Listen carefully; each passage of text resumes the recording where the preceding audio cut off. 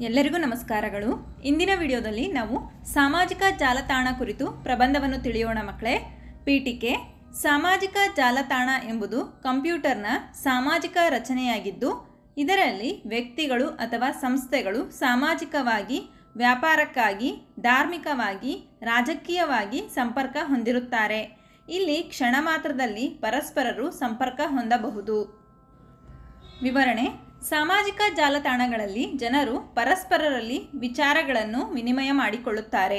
ಇತ್ತೀಚಿನ ದಿನಗಳಲ್ಲಿ ದೂರದರ್ಶನ, ದಿನಪತ್ರಿಕೆಗಳಿಗಿಂತ ಹೆಚ್ಚಾಗಿ ಸಾಮಾಜಿಕ ಜಾಲತಾಣಗಳ ಮೂಲಕ ಮಾಹಿತಿಯನ್ನು ಪಡೆಯುತ್ತಾರೆ.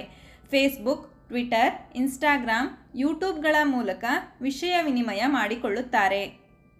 ಸಾಮಾಜಿಕ ಜಾಲತಾಣಗಳ ಉಪಯೋಗಗಳು: ಪ್ರಪಂಚದ ಯಾವುದೇ ಮೂಲೆಯಿಂದಲೂ ಅವಕಾಶಗಳನ್ನು, ವಿಷಯದ ಮಾಹಿತಿಗಳನ್ನು ತಿಳಿಸಬಹುದು ಹಾಗೂ ತಿಳಿಯಬಹುದು. ಉದ್ಯೋಗಗಳನ್ನು ಹುಡುಕಲು ಸಾಮಾಜಿಕ ಜಾಲತಾಣಗಳು ಅನುಕೂಲವಾಗಿವೆ. ಶಿಕ್ಷಣಕ್ಕೆ ಸಂಬಂಧಿಸಿದಂತೆ ಹಲವಾರು ಪುಸ್ತಕಗಳನ್ನು ಓದಬಹುದು. ಸಾಮಾಜಿಕ ಮಾಧ್ಯಮದ ಮೂಲಕ ಜನರೊಂದಿಗೆ ಸಂಪರ್ಕ ಸಾಧಿಸಬಹುದು. ಇದರ ಮೂಲಕ ನಮ್ಮ ವ್ಯಾಪಾರವನ್ನು ಹೆಚ್ಚಿಸಬಹುದು. ಸಾಮಾಜಿಕ ಮಾಧ್ಯಮಗಳ ಮೂಲಕ ನಮ್ಮಲ್ಲಿರುವ ಕೌಶಲ್ಯಗಳನ್ನು ಜನರಿಗೆ ತಲುಪಿಸಬಹುದು. ನಮ್ಮ ಉತ್ಪನ್ನವನ್ನು ಜಾಹೀರಾತು ಮಾಡಲು ಸಾಮಾಜಿಕ ಜಾಲತಾಣಗಳು ಸಹಾಯಕವಾಗಿವೆ. ಸಾಮಾಜಿಕ ಜಾಲತಾಣಗಳ ಮೂಲಕ ವ್ಯಾಪಾರ ವಹಿವಾಟುಗಳನ್ನು ನಡೆಸಬಹುದು. ಕಾರ್ಯಕ್ರಮಗಳಿಗೆ ಆಹ್ವಾನಿಸಲು ಸಾಮಾಜಿಕ ಜಾಲತಾಣಗಳು ಸಹಾಯಕವಾಗಿವೆ. ಸಾಮಾಜಿಕ ಜಾಲತಾಣಗಳಿಂದಾಗುವ ಅನಾನುಕೂಲಗಳು: ಸಾಮಾಜಿಕ ಜಾಲತಾಣಗಳಲ್ಲಿ ನಕಲಿ ಖಾತೆಗಳನ್ನು ಹೊಂದಿ ಜನರಿಗೆ ಮೋಸ ಮಾಡುತ್ತಾರೆ. ಖಾತೆಗಳನ್ನು ಹ್ಯಾಕಿಂಗ್ ಮಾಡುತ್ತಾರೆ. ಸಾಮಾಜಿಕ ಜಾಲತಾಣಗಳನ್ನು ಹೆಚ್ಚಾಗಿ ಬಳಸುವುದರಿಂದ ಸಮಯವೂ ಹಾಳಾಗುತ್ತದೆ. ಸಾಮಾಜಿಕ ಜಾಲತಾಣಗಳ ಮೂಲಕ ತಪ್ಪು ಮಾಹಿತಿಯನ್ನು ಪಡೆಯುವ ಸಾಧ್ಯತೆಯೂ ಹೆಚ್ಚಿರುತ್ತದೆ.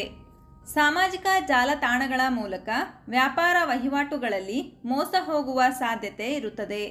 ಸಾಮಾಜಿಕ ಜಾಲತಾಣಗಳ ಮೂಲಕ ಸುಲಭವಾಗಿ ವಂಚನೆಗೆ ಬಲಿಯಾಗುವ ಅವಕಾಶಗಳು ಹೆಚ್ಚಿರುತ್ತವೆ.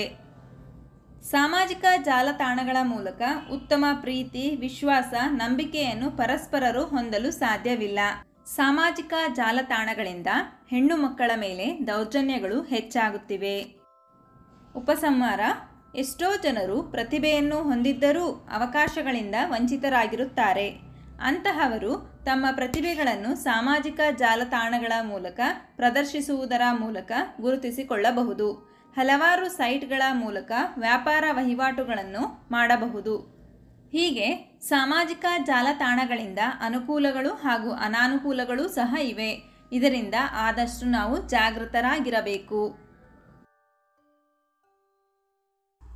ನಮ್ಮ ವಿಡಿಯೋ ಇಷ್ಟವಾದಲ್ಲಿ ಪ್ಲೀಸ್ ಸಬ್ಸ್ಕ್ರೈಬ್ ಮಾಡಿ, ಲೈಕ್ ಮಾಡಿ, ಶೇರ್ ಮಾಡಿ, ಪ್ರೋತ್ಸಾಹಿಸಿ.